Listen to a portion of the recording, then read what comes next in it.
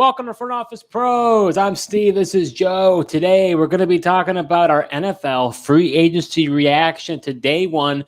It's been quite the frenzy, Joe. So why don't we just jump right into it because there's a lot to discuss. Yeah, definitely a lot to unpack here, Steve. It was a wild day. So at the quarterback position, started off with Kirk Cousins. He signed a 4-year, $180 million contract with $100 million guaranteed.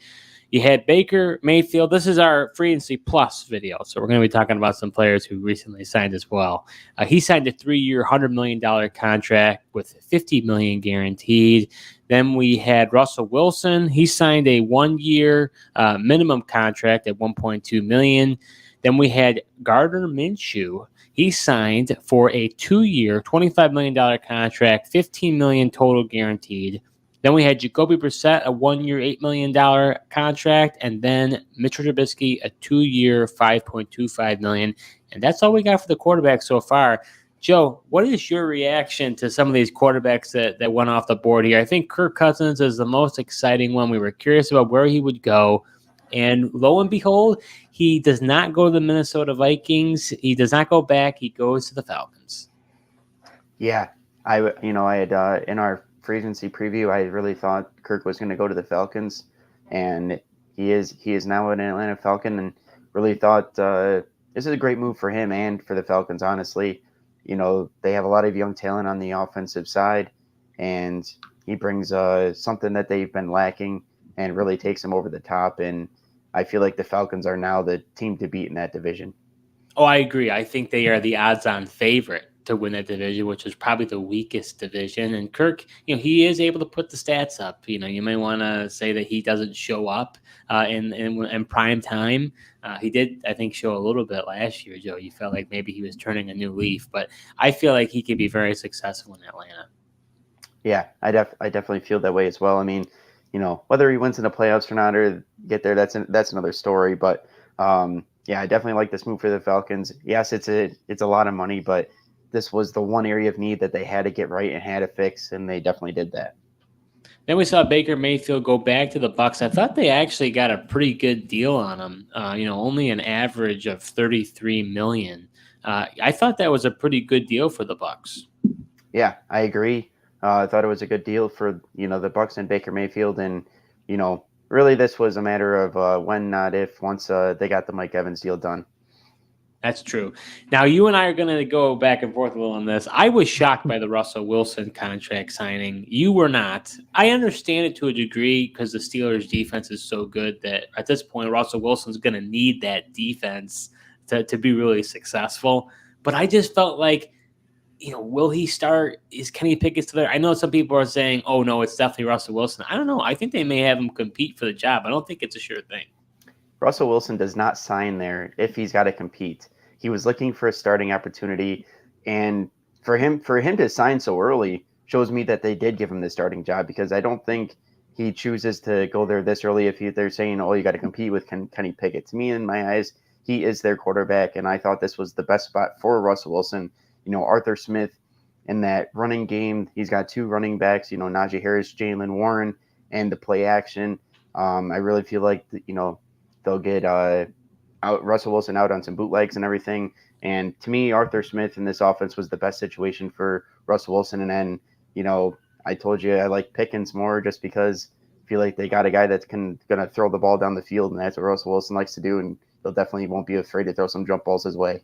I know. I can't believe that I'm actually hearing you say that you like George Pickens. I mean, that's I'm like hitting myself over the head with hearing that from you, because you've been against Pickens, but it makes sense. I mean, you saw what Courtland Sutton was able to do with him. So as far as the other guys, I don't think any of them are relevant. I mean, maybe Jacoby Brissett's a bridge guy. Trubisky, there was nobody else, so we added him in here, right?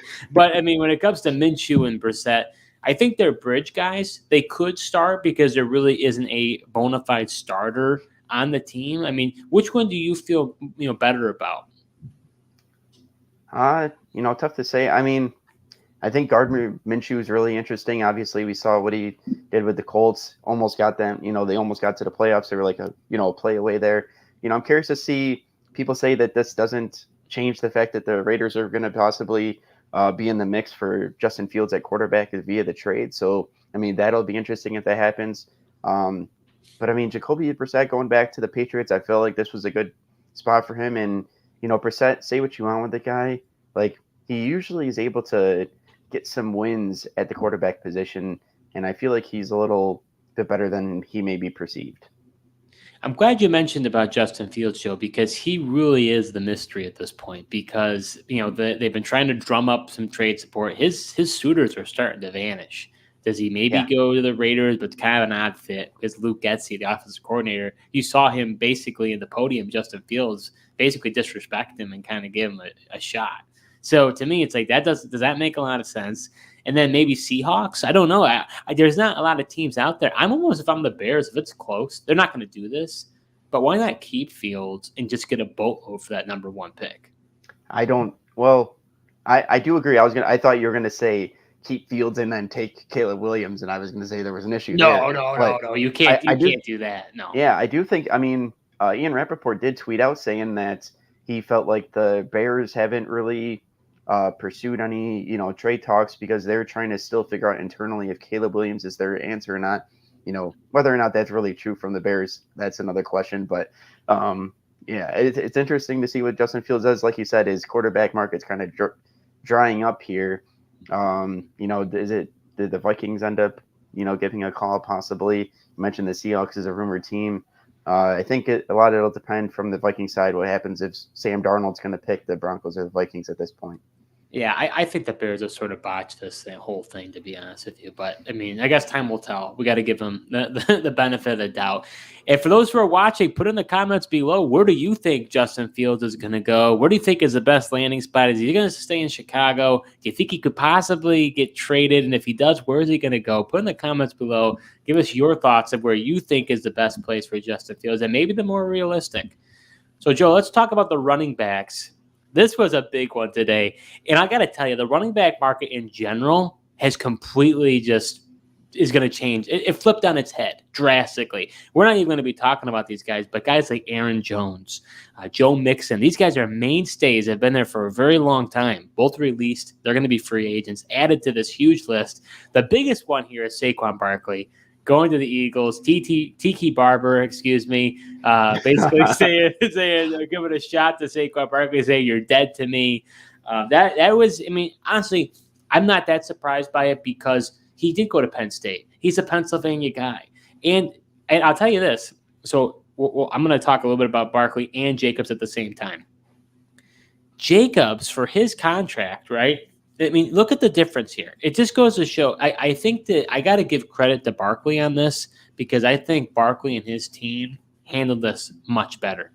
So for Jacobs, he got the 4-year, $48 million contract, right, which is an average of $12 million per year, but he only got a guarantee of $12.5. So it's potentially a 1-year, $14.8 million deal, and then the Packers could just move on.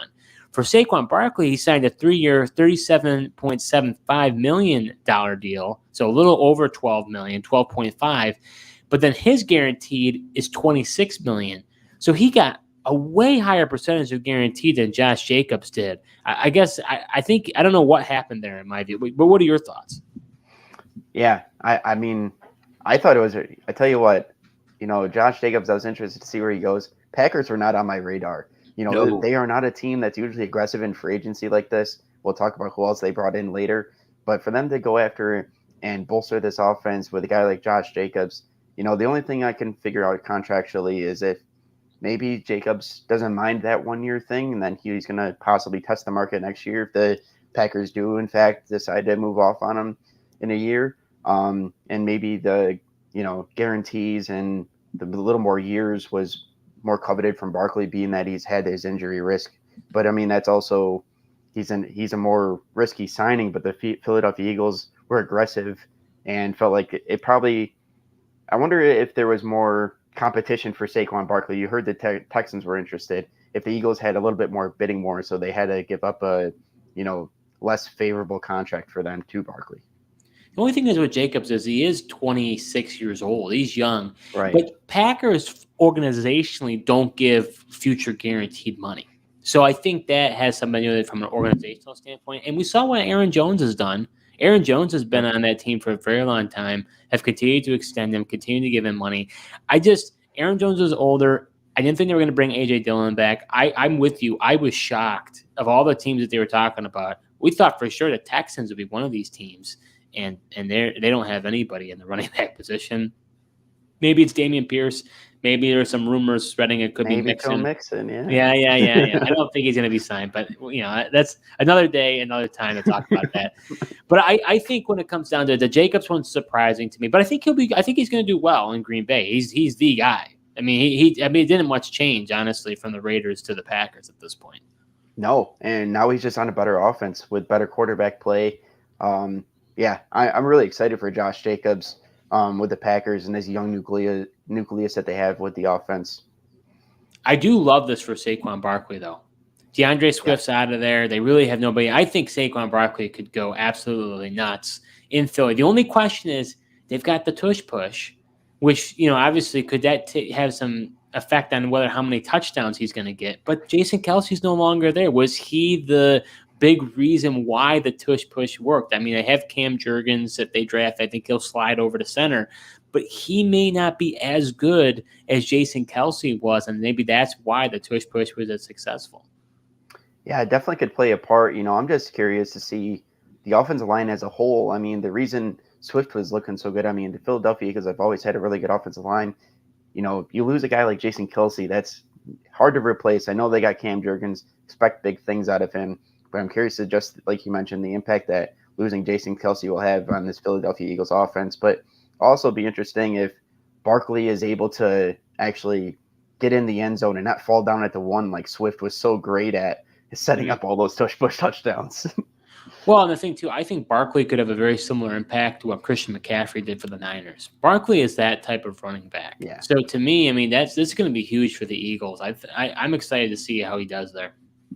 Yeah, I really am, too. And as far as, Tiki Barber can say what he wants. The Giants didn't even put an offer into this guy.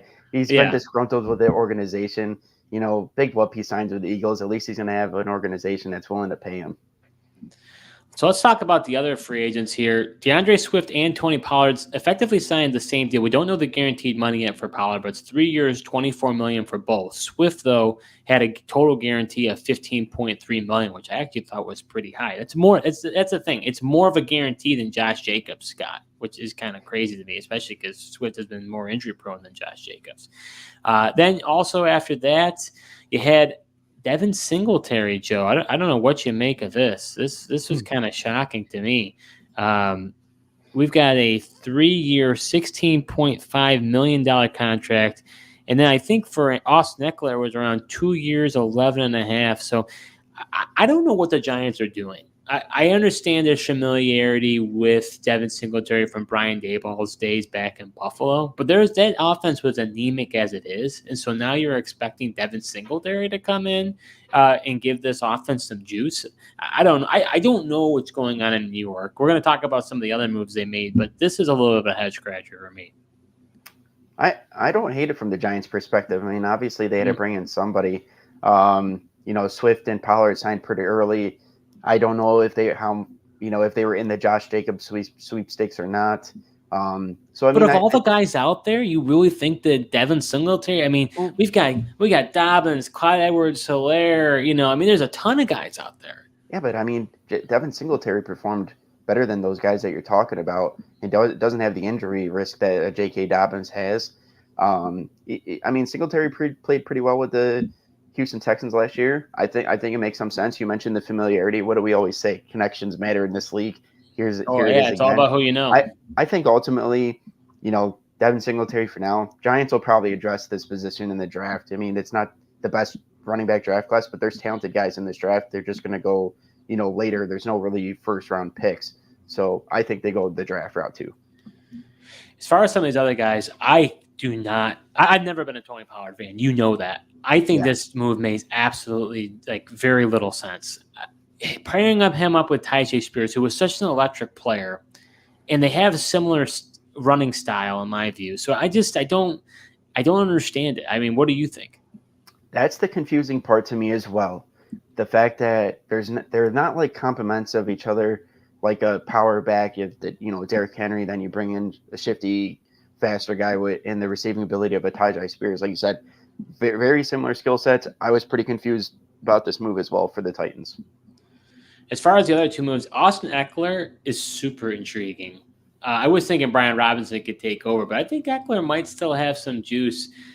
So I don't know what you think about how he will do. I mean, I definitely think he's slowed down. He will be 29 years old, so you would think from a running back standpoint, he's about to fall off. But he's a different type of running back. He's more of a pass catcher, and they didn't really have that. And now they filled that role with Eckler. Yeah, especially since, guy that, Antonio Gibson moved on, went to the Patriots. He was kind of that pass catcher guy. I really like the potential of a lot of dump downs.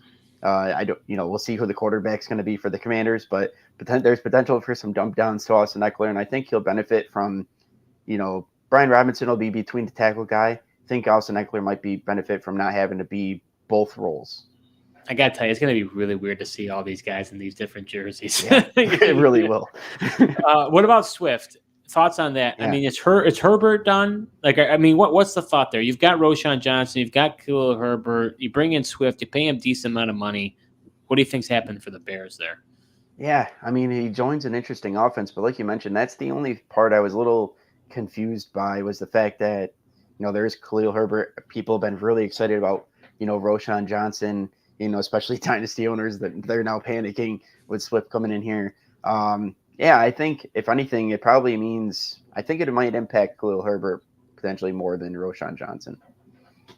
So looking at some other running backs here, you talk about Antonio Gibson. He went to the New England Patriots, not for a lot. I thought that was a little surprising. I thought he'd get a little bit more. He's only going to be 26 years old. He got 3 years, $11.25 million. I thought he'd get more than Singletary, but I guess not. Then you had Gus Edwards. He had a 2-year, $6.5 million contract. He went to the Chargers. Zach Moss went to the Cincinnati Bengals, 2 years, $8 million for that contract. Let's hold off on the wideouts. Let's continue to talk about the running backs. This is interesting because we saw the Bengals cut Joe Mixon, which I've been telling you was going to happen.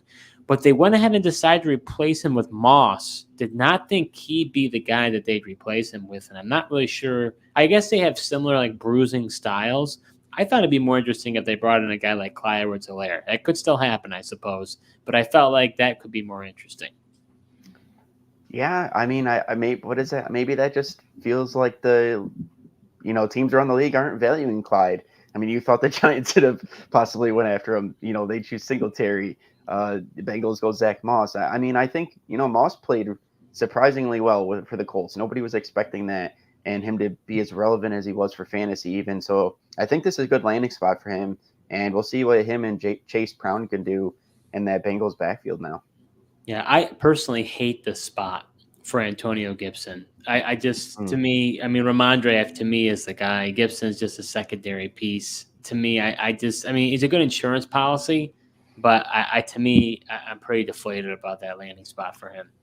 Yeah, but at the same time, I mean, Antonio Gibson was always just going to be a secondary piece. I mean, even with the Commanders, that's all he really was. True.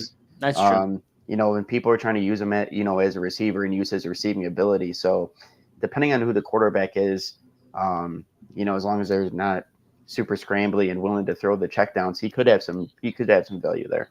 Now, I'm sure you're on the bus for the Gus Bus Edwards going over to the Chargers with Jim Harbaugh. I think that you watched, mark my words here, Blake Corum is going to be an LA Charger. I think they're going to draft this guy. There's no way they're just going to roll out with Gus Edwards. I think they're going to be drafting a rookie. I think he's a good backup. He's been a reliable backup. We've seen him in Baltimore. I just don't know if he'll be the guy. Yeah, I don't think he'll be the guy either. I mean, even, Jim Harbaugh at Michigan, he's like to use multiple backs, had Corum, Donovan Edwards. So I'm sure he'll try to find a guy that's got some more receiving ability to pair up with Gus Edwards. But, I mean, this is a running back room with the LA Chargers that needs a complete overhaul. Joshua Kelly and some of these other guys that they have just aren't that interesting. Isaiah Spiller, bringing in a guy like Gus Edwards. I mean, Harbaugh's already starting to put this imprint in, man. Gets his power back in Gus Edwards, address the tight end position with Will Dissly, and this is what Harbaugh likes to do. Hey, you're getting ahead of yourself. We're not there yet. As far as the remaining running backs, you got Derrick Henry, you got Aaron Jones, you got Joe Mixon. Those are the headliners. Which one are you most interested in where they're going to go? Oh, of course, it's Derrick Henry. I ultimately do think. The Ravens should not let him, not be able to get him in the building. I hear the current offer is at 6.5. I think that's a little low for him. I mean, we're seeing guys like DeAndre Swift, Tony Pollard getting 8. At least, he should be getting more than those guys. So I think once they increase their price, they might get something done there. Yeah, we just to see what other teams are vying for his services. I don't know. We haven't. And I gotta imagine the Texans are involved. Cowboys too. Yeah, Cowboys. The freaking Jerry Jones says he wants to go all in, and yet they have done absolutely nothing. And I know Cowboy fans have to be just going absolutely nuts and like wondering where the moves are going to be coming. Well, if you heard Rich Eisen, and I believe this fully, he said that when he was hearing about that he wanted to go all in, Jerry Jones, what he was referencing was that he was going to let Dak play out his final year of his contract. I heard that as well. And possibly become a free agent. That's what he meant by all in. So that means, who knows, man? Cowboys have been a mess for a while. So let's talk about the wide receivers, though, Joe. We've got Mike Evans. He decided to stick with the Bucs, which we thought would probably be the case. He ended up signing for a 2-year, $41 million contract, $35 million guaranteed. That's a ton of guaranteed money. They did not mess around there. Then you had Michael Pittman. He was on the franchise tag, ended up signing a 3-year, $70 million contract with 46 guaranteed. And then the wide receiver market has been kind of quiet. But then you had Gabriel Davis going to the Jacksonville Jaguars, a 3-year, $39 million contract with $24 million guaranteed. So what are your thoughts here on these wide receivers? Yeah, it's interesting. The wide receiver market's pretty slow. I think that has a lot to do with the loaded wide receiver class in the draft here.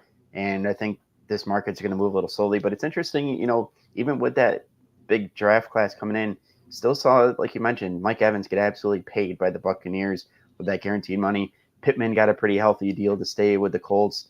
And I like that for him. I think it was a good thing for him to stay in Indianapolis. Indianapolis, he's a leader on that team, and I think it was big for them to retain him. Gabe Davis was interesting going to the Jacksonville Jaguars. Your former Bill, how are you feeling about that, Steve?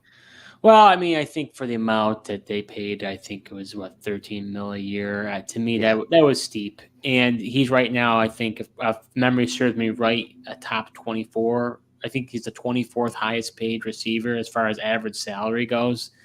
So, I would have liked to have kept Gabe. I think Gabe is an underrated player. I don't know how he's going to do in Jacksonville, though. To me, this tells me that Calvin Ridley is not coming back. I think I saw someone on there. Maybe it was Jordan. I know that, but I don't know if I believe it. Do you? I think I could because, like Calvin Ridley, he really was the best when he could play out of the slot. And I know, Zay Jones kept getting injured. They couldn't really rely on him and Kirk to stay on the outside. Well, having a bigger guy like Gabe Davis out there could allow, to keep Ridley in that slot, and that's really where he excelled. So I think it could make sense. We'll see. I don't know what his market will be. Maybe if it's not that big, maybe the Jacksonville Jaguars are able to get a decent price on him. It sounds like, rumor had it the Patriots were going to pay him gobs of money from what we heard. Yeah, well, we haven't seen it. If they're would be willing to pay gobs of money, I bet you that deal would have been done by now. Yeah, for me, the Evans one, I don't have no problem with that one. For me, for that, it's like he's a Buccaneer for life. You got to pay up a little bit higher. It is what it is. The Pittman one, I think, is a little steep in my view. You don't know what this guy is going to be like with Anthony Richardson. I get what he did with Gardner Minshew, and he's a talented young player. I don't know. I just think that it was a little rich. Well, if you believe in they as an organization believe in Anthony Richardson, his ability to play quarterback.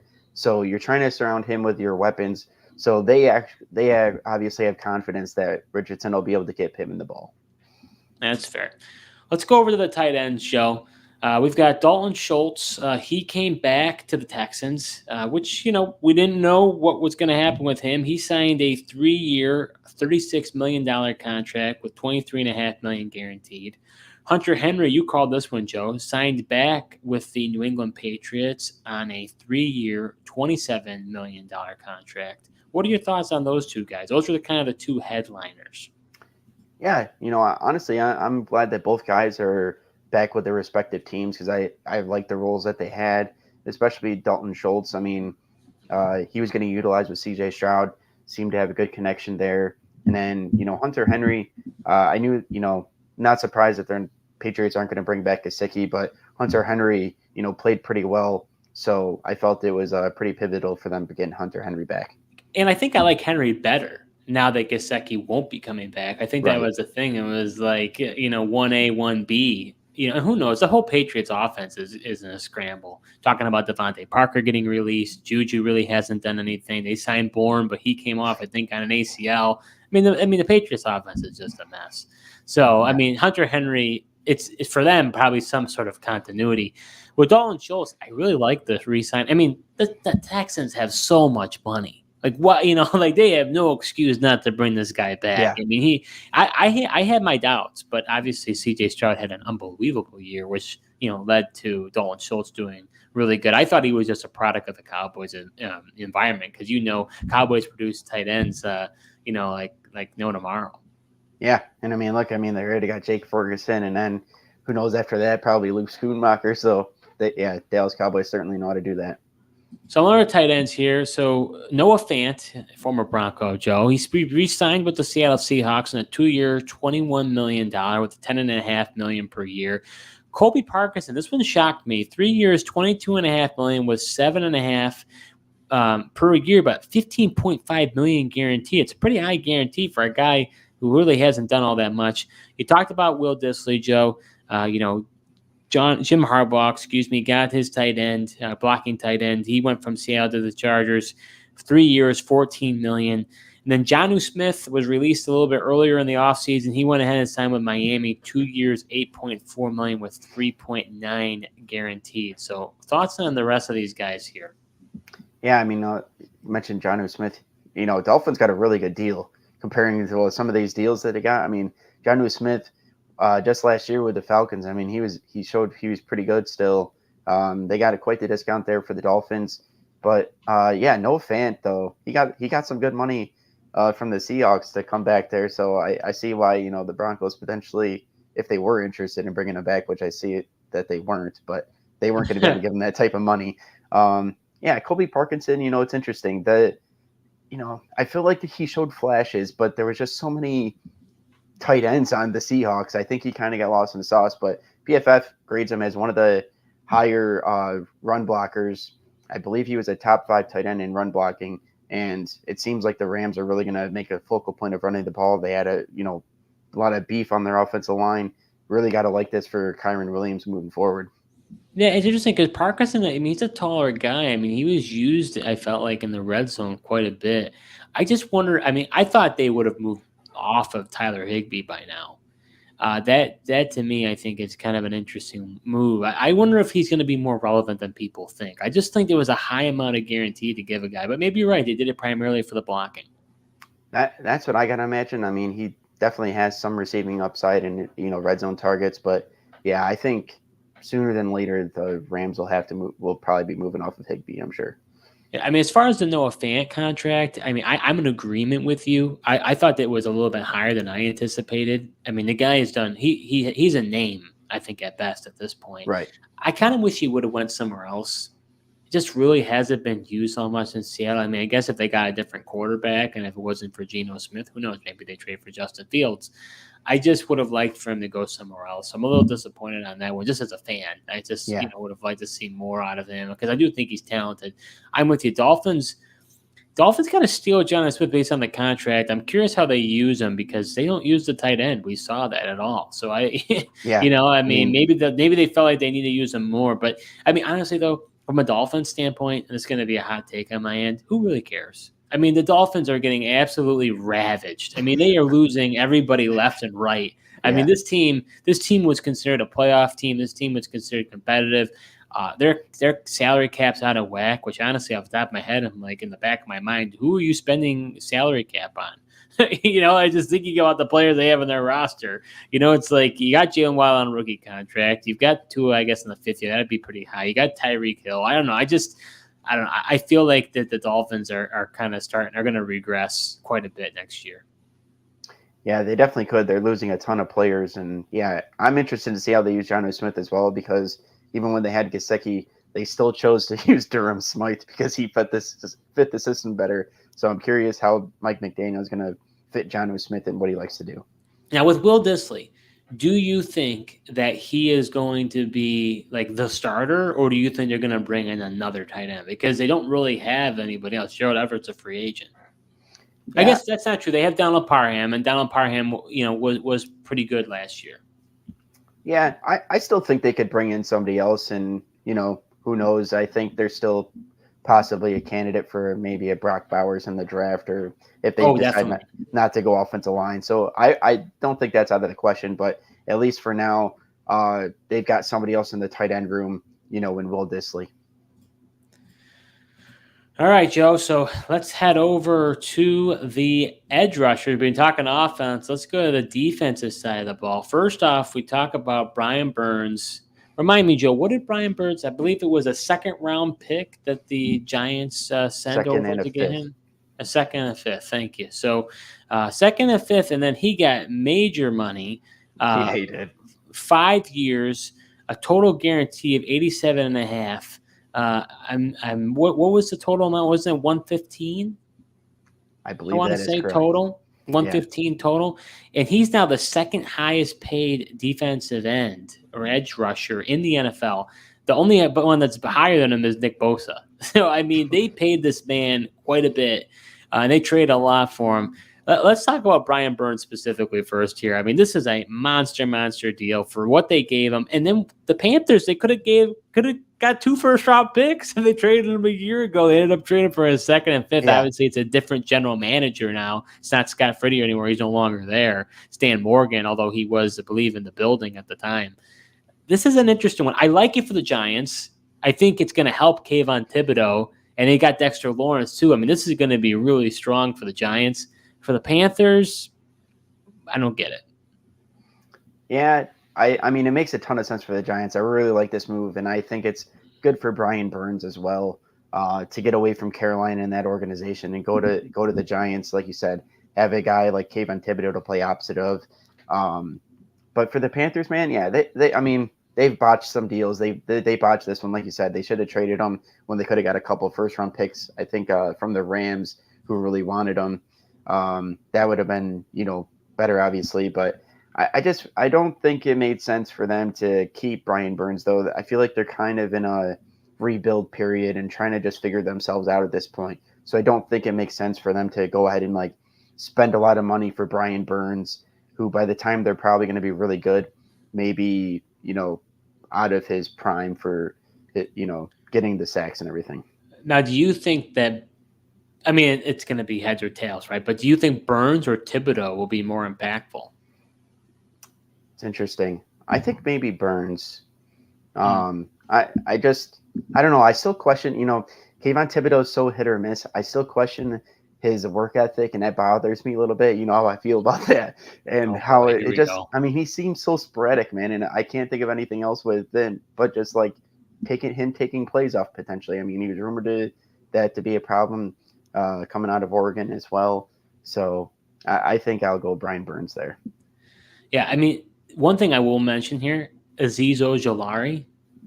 I guess they just don't. I talk about a guy who fell off the face of the earth. At one point he was.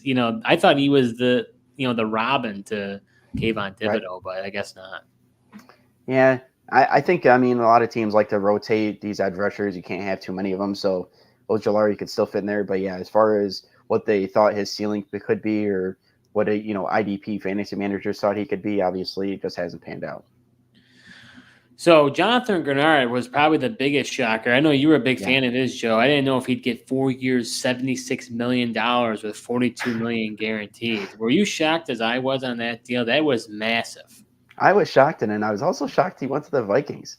Like I get, we'll talk about another guy that the Vikings bring in, but talking about Danielle Hunter, he's still on the market. Curious to see where he's going to end up, but it's like Gennard's not that much younger than him, and it's like why not just pay Danielle Hunter instead? They throw Gennard a bunch of money, who just coming off of a really good year this past year with the Texans. I'm interested to see how it all pans out for him. I'm a little surprised that the Texans, the Texans didn't pay up for this guy. They have so much cap space. I guess they just felt like it wasn't worth it. I mean, it was a lot of money. Yeah, What they would have had to go for him. yeah. I just think for them, yeah, even though I think they still, just because you have a lot of cap space doesn't mean you shouldn't spend it not smartly. And I feel like that would have just been a potential bad decision on them to just blow a lot of money on Gennard. He's had some injury issues as well. So I was kind of surprised the Vikings were willing to throw all that money at him, honestly. So we had Bryce Huff. He went to the Philadelphia Eagles, 3 years, $51 million. Talk about that deal. That's an interesting one with going on with the Eagles because obviously you've heard rumors now Hassan Reddick is on the block, Josh Sweat's on the block. There's a defensive line that 2 years ago, was taking the league by storm. Brandon Graham is not getting any younger. This one's kind of a weird one for me. I don't think there's anything wrong with Reddick and Sweat. Just maybe they feel they need something different. Yeah, I mean, I know one thing, Bryce Huff, man, he brings a lot of speed off the edge. I was kind of surprised at how much money he was able to get as well. I feel like he was a rotational guy there with the Jets, and then, Eagles are giving him a bunch of money, but he's a younger player with upside, and I think that's what the Eagles need on the defensive line. Then we had Dorrance Armstrong. I know you're a fan of his, Joe's. He joined Dan Quinn in Washington from Dallas. 3 years, $33 million, $11 million per year. Got $22 million guaranteed. That's a lot. Yeah. I mean, these edge rushers, man, they're getting paid a ton here this year. Teams really want to get after the quarterback, but I like this spot. I think Dorrance Armstrong getting out of Dallas, and Dallas had just so much depth on that defensive line. I feel like, Dorrance Armstrong was one of those guys who just kind of got lost, didn't get the playing time he probably liked. So going to the Commanders, like you said, reuniting with Quinn, I think this is a great spot for him. Well, the Commanders have nobody. Chase Young, right. Montez Sweat, both gone. So, I mean, he has that opportunity to start right away. Yeah. And I think this is an opportunity for him to make a name for himself and not be overshadowed by other people. Then we had Zadarius Smith. He went ahead and re-signed with the Cleveland Browns, 2 years, $23.5 million. And then you had Leonard Floyd. He signed a 2-year, $20 million contract, $12 million guaranteed. Some others that we didn't have on here, but some notable names. You had Danico Autry. He's kind of a defensive end, defensive tackle combo. Signed with Houston for 2 years, $20 million. And you had Marcus Davenport. He signed a 1-year, $6.5 million prove-it deal. He did that last time, but I guess they opted to do that again, which I was kind of surprised on. And then I want to say also we saw Andrew Van Ginkel. I think that was the other edge rusher that you were thinking about, Joe. He signed with the Vikings on a 2-year deal. Yes, Van Ginkel was the other one I was talking about, and I guess Vikings felt like those two guys were better to have than Danielle Hunter alone. Yeah, which I mean, Danielle Hunter is still out there, and I'd be very curious to see how much he gets. He should be getting a lot of money. Yeah, speaking of Leonard Floyd, man, everyone was saying Danielle Hunter to the 49ers. Then all of a sudden, Leonard Floyd goes there. I don't know if this means the 49ers are out on Hunter or that's on a spot or something fell through, but just kind of curious to see the timing on that whole thing because just as everyone was saying, it was almost a definite sure thing. Hunter to the 49ers, all of a sudden it was Leonard Floyd on a 2-year deal there. I totally missed that. I didn't even know that was a thing. So that's interesting. Yeah. I found Floyd going there kind of surprising. I mean, he's been a really good player. As a Bills fan, I'm going to miss him because I think he was productive, honestly, more productive than Vaughn was.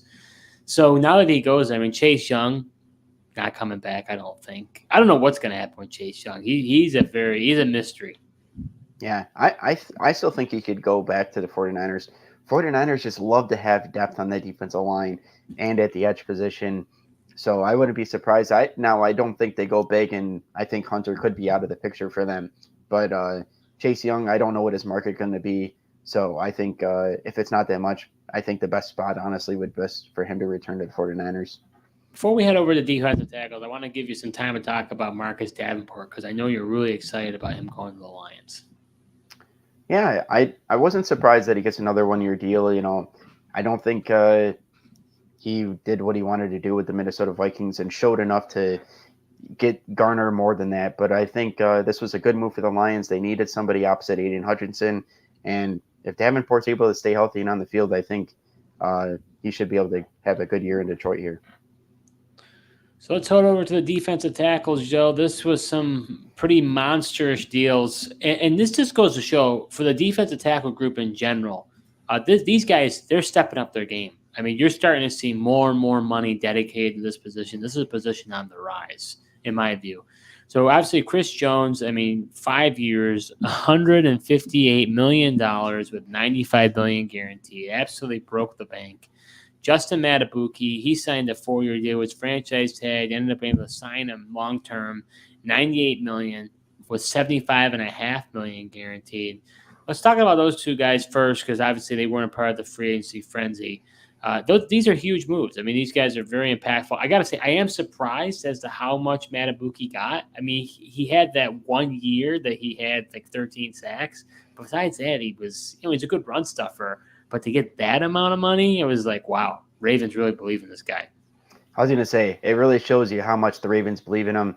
And just I think he just does a lot for that defense that maybe goes unnoticed in a lot of that offense or the defensive line. You know, it's something to be said, too. I think having a big guy like that and garner the double teams, it frees up space for the linebackers to flow down and allow a guy like Roquan Smith to come down and make plays in the backfield against running backs and help them blitzing up the A-gap to get to the quarterback as well. Was a lot of money, but I think it was good for him to return to the Ravens. Yeah, so I think the guy that I think you and I were most interested in where he was going to go, Christian Wilkins, goes to the Vegas Raiders for 4 years, $110 million with $82.75 million guaranteed. I think that was probably the most jaw-dropping contract. He's a very good player. So I think he'll produce for the Raiders, but it was like, wow, that's a payday. Yeah, 100%. I was really blown away with the contract details as well. But, yeah, this is a great fit. I mean, the Raiders really needed a guy in the interior to create that pressure and help out Max Crosby. Max Crosby really needed some help as far as somebody to take some attention away from him, and Christian Wilkins will definitely do that. And, you know, selfishly as a Broncos fan, don't exactly love that landing spot. Well, honestly, it felt like the Raiders of old, where they spend, you know, I was having, I can't actually, my memory serves me right. That's not the case, but I mean, Albert Hainsworth went to the Commanders, but it almost felt like that, you know, or Redskins at the time. It was like, whoa, you know, like this is a lot of money. But he next to Max Crosby is going to be a lethal combination. 100%. Yeah, I know you're not going to look forward to that as a Broncos fan. No. Then you had Leonard Williams. He signed back with the Seattle Seahawks. They traded a ton for this guy. I believe it was a second-round pick in order to get this guy at the deadline. So I would think that they would do everything in their power to keep him. 3 years, $64.5 million, with $43.85 million guaranteed. Talk about a guy who at one point was seen as kind of a bust in New York. The Jets just didn't know how to use him, and since then he has really been able to excel. Yeah, and I really like him going back to Seattle. Thought he really played well once he went over to the Seahawks. So happy for him, and from an IDP perspective, you know, I'm intrigued by him, especially since he's staying in Seattle. Well, and interesting how the defense will change up things with Mike McDonald too. I think that'll be kind of interesting if they use him because how that's all going to work. They've got Draymond Jones, they've got Leonard Williams, they've got a couple different pass rushers, so it'll be interesting how they use all of them. Yeah, I mean, Leonard Williams is a true defensive tackle. I think, Draymond Jones can easily kind of go over to defensive end as he's been kind of that tweener throughout his career. So then the other guys here, Grover Stewart, he signed a 3-year, $39 million contract with $13 million per year. And Justin Jones, your guy, Joe, 3 years. My guy. Million. Yeah, because you think he's great. So I thought I'd include him in here. $19.75 million guaranteed. Both pretty high in my view. The thing about Grover Stewart, he had the PEDs suspension. So right. I'm surprised that the Colts decided to give him so much. Yeah, PEDs or not, though. I mean, he's been grading out as one of the top defensive tackles against the run, and their run defense drastically suffered when he was out on suspension. So they definitely needed him to be there and help them stop the run. I feel like he's a pivotal part of that defensive line. How about Justin Jones? How are you feeling about that signing? Yeah, I think it's interesting.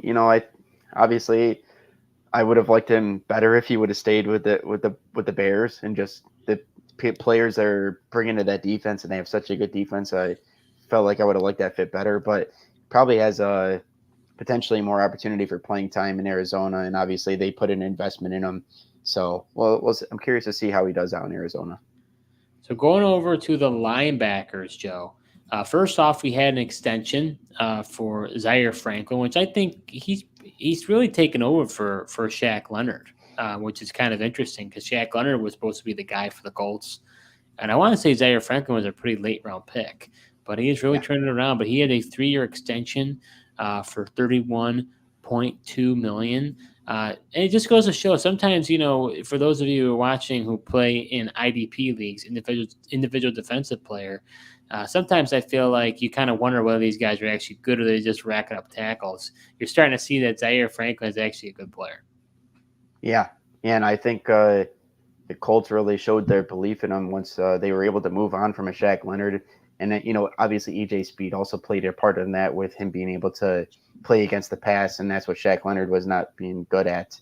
But Zaire Franklin's a good player and not just a good tackler for IDP leagues.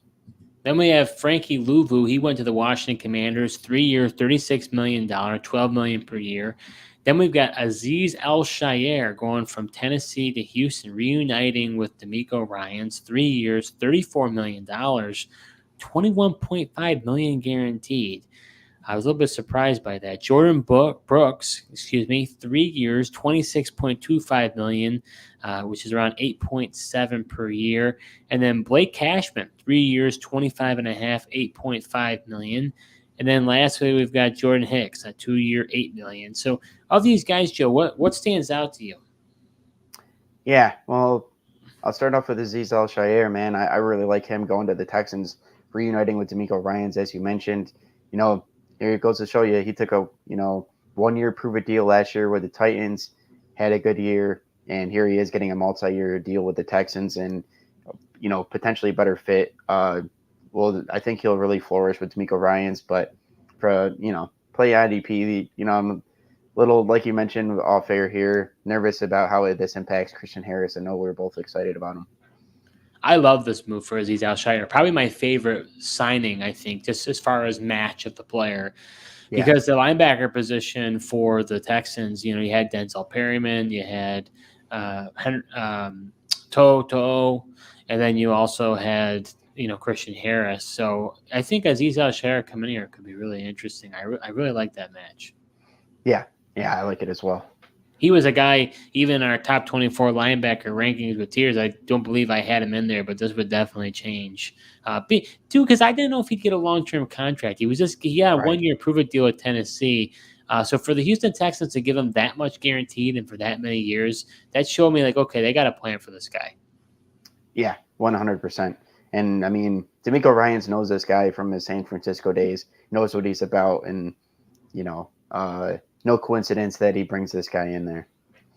So, and as far as Frankie Louvu goes, sounds like Panthers were trying to keep him. Guy who was, I believe, undrafted, kind of came out of nowhere. I think this guy could be a tackling machine over at the Commanders.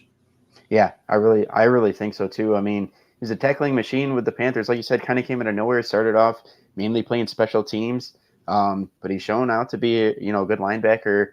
And Commanders have really been struggling to find a stable linebacker, and I think Frankie Louvu could finally be that guy for them. Then you got Jordan Brooks. This one's a little puzzling to me. You weren't as puzzled. I just felt like that the Dolphins, maybe they're just changing their philosophy. Obviously, Vic Fangio no longer as a defensive coordinator. They're changing their defense, but they've never really invested in the linebacker position. They've just been bringing guys like Jerome Baker back again and again and again. So for them to spend this amount of money, plus their cap situation is the worst in the league. So to get a guy like him where you could have prioritized and got some other guys, to me, that was a little bit of a puzzling part of why you elected. I would have done everything in my power to keep Christian Wilkins, not think about how I could get Jordan Brooks. Yeah, I think that's fair. I mean, I think it also goes into the fact of a possible change in philosophy to your point, but they really needed a, linebacker, and Jordan Brooks, showed he's been a really solid linebacker for the Seattle Seahawks, and I like him as a linebacker, and definitely filled the need. But you're right. Could you criticize the Dolphins for given the money to him instead of some other guys, absolutely. Now with the Vikings, this one's an interesting one because you had Hicks there. Hicks is no longer there, but you were thinking Ivan Pace would step up. Now they bring in a guy like Blake Cashman. I mean, they could both, I guess, coexist. I mean, what are your thoughts? Are you sort of concerned as far as that goes? Yeah, you know, I not gonna lie, my initial reaction, obviously, I liked Ivan Pace and what he showed. A little nervous about that, but I think him and Cashman could coexist. But obviously, you saw Pace really take off once Jordan Hicks went down with injury and stuff. But at least for Ivan Pace's sake, I'm hoping that these guys can coexist. I don't know what to think about from a Jordan Hicks standpoint because you had Jeremiah Owusu-Koramoah. They rotate their linebackers a lot. I don't know. I just he's older too. Well, talking about Jordan Hicks, man, to the Browns, you know, Anthony Walker leaves the Browns. I was He's gonna excited go to Miami. Yeah. Yeah, excited for JOK as you mentioned. Then they bring in Jordan Hicks, and I'm like, what's gonna happen? Hopefully that doesn't impact Jeremiah Owusu-Koramoah that much. Well, and then you also said Sione Takitaki. He went to New England, so the Cleveland linebacker room has kind of cleaned up a little bit. So, but Hicks hasn't been able to stay healthy either. So, yeah, JOK might be all right. Yeah, I think he should be fine. And Anthony Walker being gone, that was a crucial thing. I'm really expecting him to step up from an IDP standpoint this year. So heading over to the cornerbacks, Joe. We had Jalen Johnson. He went ahead and was a franchise tag player. He signed a 4-year, $76 million contract for $51.4 million guaranteed. I'm going to tell you right now, I think this is a massive mistake. This guy had one good year, and the Bears are giving him this boatload of money. I think they're going to seriously regret this contract. Corners are interesting, though, because they could pop out of nowhere and all of a sudden be good. Look at Rasul Douglas. He was a nobody from Philly, went over to Green Bay, was a really good player, and then obviously he's been good ever since. So maybe it just took a while for Jalen Johnson to develop, but I don't know, Joe. To me, I think this is a bad signing by the Bears. Yeah, it definitely could be, but this is a defense that really came on with Eberflus's system towards the end of the year, and I think that he potentially just wanted continuity, keeps Jalen Johnson around, but I really like this for Tyreek Stevenson. We've been talking about this from an IDP standpoint, and Jalen Johnson staying there, I think, really helps Tyreek Stevenson and keep the quarterbacks not being able to stay away from one of these guys. And we had Carlton Davis. He got traded to the Lions. I believe the Lions traded a 3rd-round pick, in exchange to get him. Talk about that move, Joe, because they needed a corner pretty desperately in that secondary. Yeah, they needed to upgrade their secondary. I mean, they also brought back Emmanuel Mosley. So then they get Carlton Davis. I like this move for their secondary. And then, like I said, they upgrade their pass rush, upgrade the secondary, and these are definitely the moves that the Lions had to make to improve this defense. Then you had Chidobe Awuzie. He signed with the Tennessee Titans, came over with Brian Callahan, who's now the head coach of the Tennessee Titans. 3 years, $36 million, $23 million guaranteed. He's going to be 29 years old. I thought that was quite a bit. This is quite a bit, and especially guy just a couple of years ago tore his ACL, so kind of on the older spectrum for corner with injury history. But I mean, Titans are just that desperate for secondary. I know they are. Their secondary has been horrible this whole time, and then you saw now Sean Murphy-Bunting, who was there on a prove-it deal. He went to Arizona. And they need a corner desperately too. Arizona, and you talk about probably two of the worst teams as far as corners go. He signed a 3-year, $25.5 million contract for $17.3 million. I feel both are overpayments. Yeah, but I mean, they are. But I mean, you're talking about teams with a boatload of money trying to figure out where they're going to spend it, and they had needs to fill. So here we go. Yeah, I mean, I guess that's true. And you had Jeff Okudah, the former first-round pick, who has been a bust, went with Atlanta, didn't really do much. Now goes to Houston on a prove-it deal for 1 year, $4.75 million. Guy can't stay healthy, but it's an interesting flyer and a guy who I think could do pretty well opposite Derek Stingley. Yeah, I mean, this guy, like you mentioned, he's had his ups and downs, but I do think it's an interesting move for the Texans, and they really needed somebody to pair opposite of Stingley there, and maybe Okudah in the DeMeco Ryans defense will do well. I think there's potential for that. Then for safeties, Joe, because we don't have any more corners to talk about, Tyrann Mathieu, he's 31 years old, but he's coming back again for the Saints. 2 years, 13.75 million, 6.5 guaranteed. They cut Marcus May. So I guess Tyrann Mathieu is still relevant, right? Yeah, definitely. I think it would have been curious to see like where he would have gone. I mean, the safety market is just absolutely wild. There's still a lot of safeties out there, but I like his fit and staying with the Saints. And like you said, they moved on from May, so he's definitely got a clear role there. It's crazy how the running back and the safety market have gotten really similar. As far as it's been an undervalued position, and there's a lot of really good caliber players out there. So we got Xavier McKinney. He was the big one. He signed with the Green Bay Packers, 4 years, $68 million. Then you had Darnell Savage going from Green Bay to the Jaguars for 3 years, $21.75 million, 12.5 guaranteed. Brandon Jones, your Broncos, Joe. They went ahead and signed a good old Brandon Jones from Miami Dolphins. That was interesting, Joe. I didn't know what to think about that one. 3 years, $20 million. Then you had Kevin Byard. He signed with the Chicago Bears, 2 years, $15 million. And then safety Geno Stone. He went to the Cincinnati Bengals, 2 years, $14 million. Had a ton of interceptions this year. And then Alohi Gilman went ahead and re-signed with the Chargers, 2 years, $11 million. Let's see. What do you think about some of these guys, Joe? Some big names here. I tripped up on Brandon Jones. I went on repeat there because I guess I'm on my mind, but he's probably on your mind.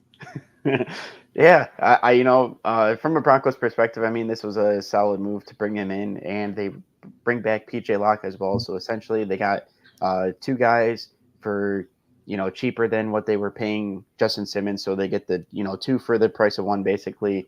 And Brandon Jones provides a lot of versatility, especially with the blitz game. That was something that he did pretty well with the Dolphins and getting after the quarterback.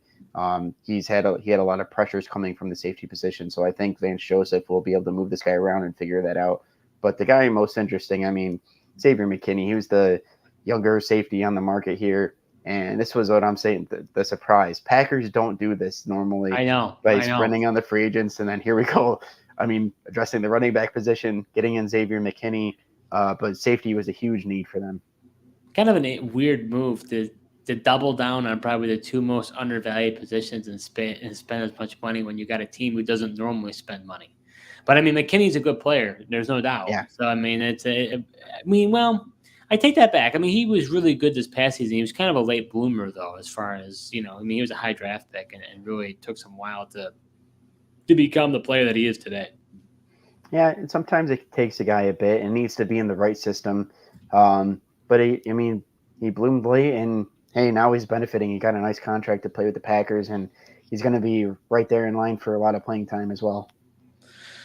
Darnell Savage, that was an interesting one. Obviously, you saw Rayshon Jenkins released. They decided to bring in Savage. I don't know. Maybe they just felt like it's a younger player. That one's a head scratcher for me. I agree. And Savage, dealt with some injuries last year, had trouble staying on the field as well. Where Rayshon Jenkins, he's been reliable and a productive safety. Kind of curious, why the Jaguars kind of did what they did there. And then as far as Brandon Jones go, you talked about it. I think he's a good safety. He's a different type of safety where you can come off the blitz. The Broncos, released Justin Simmons. They really needed somebody. So it makes sense. I don't know. It doesn't make – I would be surprised if it's Brandon Jones and PJ Locke only, but maybe it is. Yeah, I think it is that. I mean, they got some other – they got Caden Stearns who has struggled to stay on the field. But what's interesting is PJ Locke, Caden Stearns, and Brandon Jones, all from Texas, played together at Texas, now all on the Denver Broncos defense. Wow, that's interesting. As far as Kevin Byard goes, I think he's lost a step. I think this is a bad move by the Bears. I think you saw that with Philadelphia. Yeah, I do, because I think that he's been a really good player in Tennessee. I just think he's truly lost a step, and they were replacing Eddie Jackson with him, and I just don't know. I think they're following the name, and he may bring veteran leadership, but I just I don't know. I could be wrong about that, but I'm not loving that move. And I got to be honest with you, I don't get the other two moves either. Geno Stone or Louis Gilman. The Chargers, I mean, they are in a horrible situation. We got to wait here. Something's going to happen with either Joey Bosa, Khalil Mack, Mike Williams, or Keenan Allen. Like, they can't continue like this. They're going to have to do something. So I understand that you bring. I mean, Gilman's probably more of a reserve piece. He was a starter. He was okay. I just, I don't know. As far as cap spend goes, I just don't know if it makes sense. Then Geno Stone. You've got a guy like Dax Hill who did phenomenal. And then you have a guy like Jordan Battle coming up looking really good. Now you bring in Geno Stone, which I know he had all those picks. And it was this year that he had all those picks.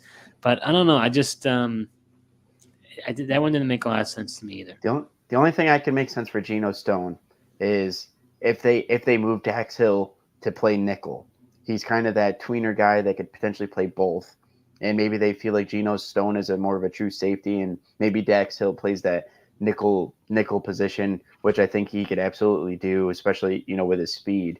But as far as Kevin Byard, that move was interesting to me by the Bears, like you said. I like Eddie Jackson. Think he's a pretty good safety himself, and the only thing I can think of is Kevin Byard providing more of a veteran leadership for somewhat of a younger defense for the Bears. And that's the only thing that makes sense to me as far as to wrap my head around why they chose Byard instead of Eddie Jackson there. Like you said, with the Chargers too, things are gonna come to fruition here. We're gonna find out what they're gonna do to create these cap savings to get under the cap. But I think it made sense for them to go ahead and keep Gilman. Yeah, I mean, I hear what you're saying. I just felt like they could have probably used that money elsewhere. They could have, but I mean, they ultimately, even though they haven't released it, they know what they're going to do with all those other guys by now. I know they're trying to trade them, and if they don't find trade partners, they're probably, especially Khalil Mack, probably definitely cutting him, and I would assume they do the same with Mike Williams. So before we close out the show, we're just looking to see here. Only thing else that kind of came on the radar, Joe, from what I can tell, is since we've been on air here, is it looks like Javon Kinlaw is signing with the New York Jets on a one-year deal. Interesting. So I think the Jets and the Cowboys, might have been the only teams, or no, I think it was this. Definitely Cowboys haven't done a move. I don't think Jets have done very many moves either. But yeah, so it looks like Kinlaw is going to be signing with the New York Jets on a one-year deal, reuniting with Robert Saleh. I was going to say the Robert Saleh connection there. Not a surprise if anyone was going to take a stab at it. Former coach there was Saleh. I think that's probably a good landing spot for Kinlaw. Maybe Saleh can get something out of him. So that does it for our free agency frenzy day one reaction. Joe and I are going to be back all throughout this week. We're going to be covering all the happenings of free agency. We're just getting started. So, I mean, it came out with a bang. I was not expecting it to come this strong, but I mean, there were absolutely, I want to say there's something like 80 signings or something that happened today. Yeah, definitely over 80. I mean, that report came out at like 5 p.m. and then there's even more than that. So, pretty crazy day. And we'll say shout out to the 97 people we have watching us. This is the most ever we've had for a live. So thank you guys for sticking around. Yeah, absolutely. So thank you so much for watching. We'll be back again tomorrow. And until next time.